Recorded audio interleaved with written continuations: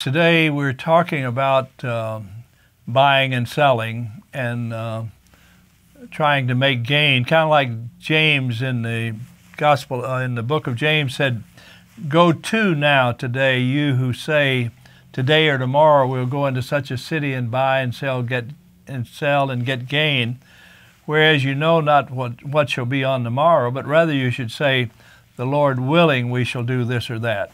So we'll preface our discussion by, the Lord willing, we will do this or that.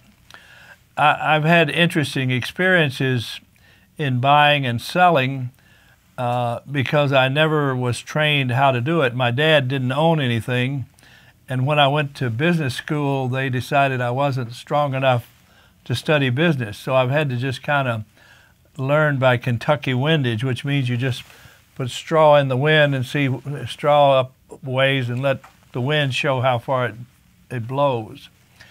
But I have had some interesting experiences. Like I visited an old man one day who had a house for sale, and a young man looked at it and was interested, and he said, "Well, I'm going to think about it." And he said, "Well, you do that." When he came back, it had gone up $100. So he said, "Well, I'm going to have to think about that." So he said, "You do that," and he came back and it had gone up another 100.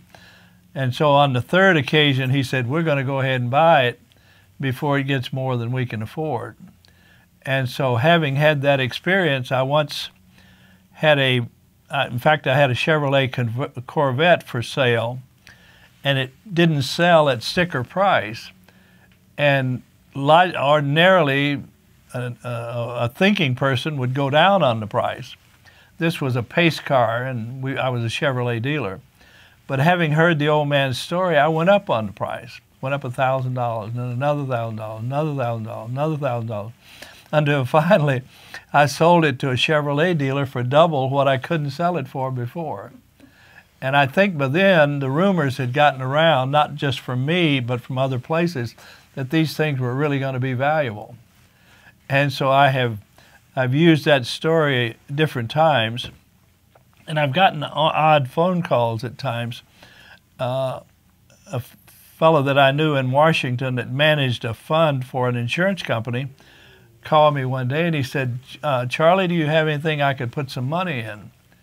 And I said, "Well, why are you calling me? Because you're the manager of a major fund that has millions and millions of dollars."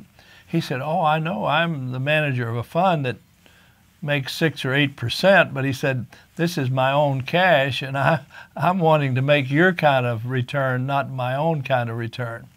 And so I've had some of those phone calls too.